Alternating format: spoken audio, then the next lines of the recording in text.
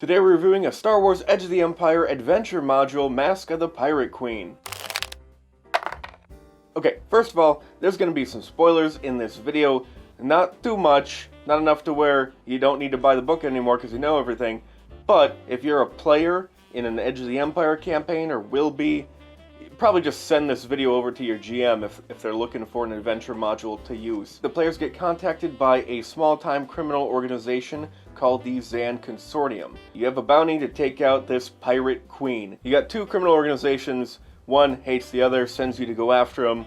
There's a little twist. You have to go after the pirate queen again, but in a different way. At a certain point, you do this Star Wars thing where you take sort of a hard turn into a different kind of location, where basically there's a fighting tournament and you can participate in that in a variety of ways, and you kind of have to. It's a nice diversion that makes the adventure feel kind of changed up a bit, which to me is a central part of Star Wars. I remember seeing A New Hope for the first time, and towards the end of it, they're just heading out towards the Death Star for that final attack run, and I just took stock for a second. Oh, we've been to all these different places, met these new characters, and all this stuff happened, and all these changes, and a nice variety of stuff happening, and tones made it really feel like this grand adventure I'd went on. And this adventure has a little bit of that in the middle, but that's about it, which is kind of a big problem of the adventure. It's pretty one note in a variety of ways, and it ends up feeling just kind of drab and not very Star Warsy. Really, this adventure is about going down this sort of dark rabbit hole of what it really means to be immersed in an Edge of the Empire campaign.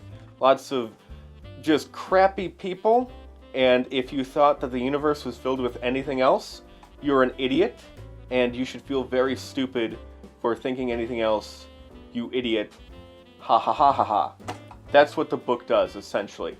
And it turned off a lot of people. Some people it just feels just kind of dark and bitter and maybe not very Star Warsy. So not only does the type of content not really change all that much, except for that kind of big diversion in the middle, it's mostly talking and fighting, lots of talking, and that's about it.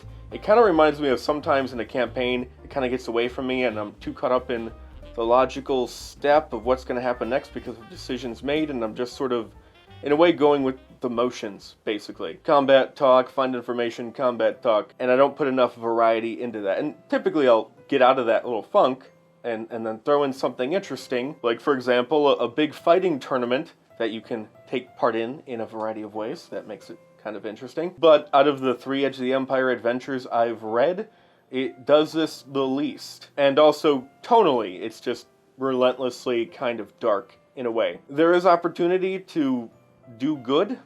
You do bad things because you kind of have to, but you could sort of go out of your way, and the players might, depending on their characters, go out of the way to do some good, kind of clean up their mess as they go along, which that could be interesting. But a lot of people just feel kind of dirty playing this campaign. Now, I don't know what it says about my friends and me, but when we did this, I was a player. In general, our D&D campaigns, whatever, they feel basically like the Deadpool movie. That level of breaking the fourth wall and silliness and R-rated 13-year-old humor because we're 13 forever, and saying lots of stupid jokes and things that you would never see in an actual Star Wars movie. Fun for us, sure, but it really did kind of dull what this adventure does and is clearly supposed to be. It pulls you down this long, dark path of just muck and grit and wretched hive of scum and villaininess that you would want from an Edge of the Empire campaign. So your mileage may vary depending on your players and how they play,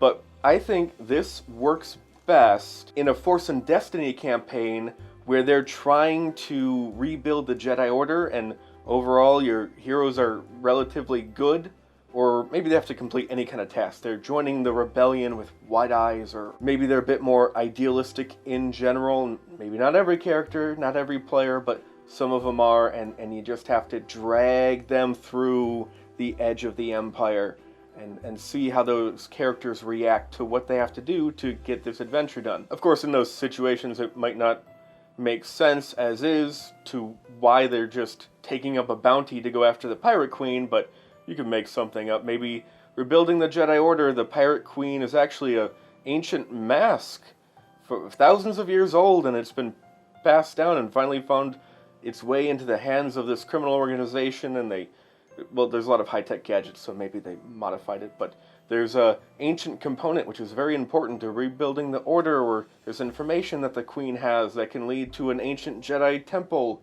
which is a huge boon to their mission to rebuild the Order or something. Or if your players are really terrible people, then just make generic Edge of the Empire content.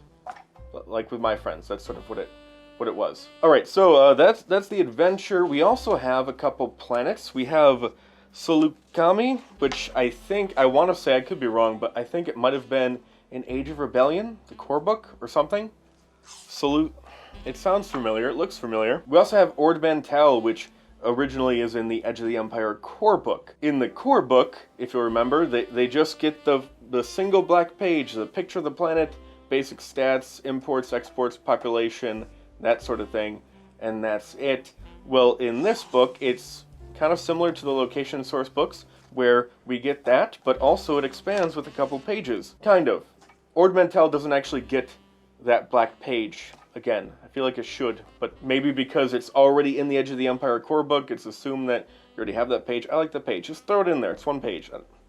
Whatever. And typically in those location source books, they'll have a star of the show, a planet or two that gets a lot of pages, and a couple others which get 1.5 maybe, and an adversary or two. So Salukami is a bit closer to that latter one.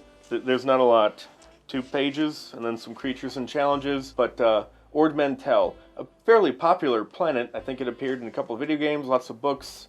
It's been used a lot, so a lot of people are going to enjoy having a lot of information on Ord Mantell, and we get quite a bit here. However, the adventure as a whole just isn't quite as varied as the other 2 Edge of the Empire adventures. Like, Jewel of Yavin is excellent in this. Beyond the Rim is also pretty good with this, and tonally it could be off-putting and might potentially not work for your campaign, your players. And the only really big kind of awesome thing from this adventure is potentially a way in which it could end, but might not necessarily end, which could have awesome ramifications. It could be a great kind of stepping up for your campaign, your Edge of the Empire campaign, if you have a big criminal focus. But unless you want to focus on really pushing and testing the moral limits of your player characters, or if you just have a rambunctious bunch of assholes for friends who want to be mercenaries and just cause lots of fun and chaos, one of those 2 groups this would probably work best for, but beyond that, you might not have a lot of use for it. So if that's the case, then you can probably give it a pass. Though, spoilers, as far as the 3 adventures go, I think I would say this is probably the second best one. I know that's not a popular opinion. I will elaborate further as we tackle Jewel of Yavin and Beyond the Rim.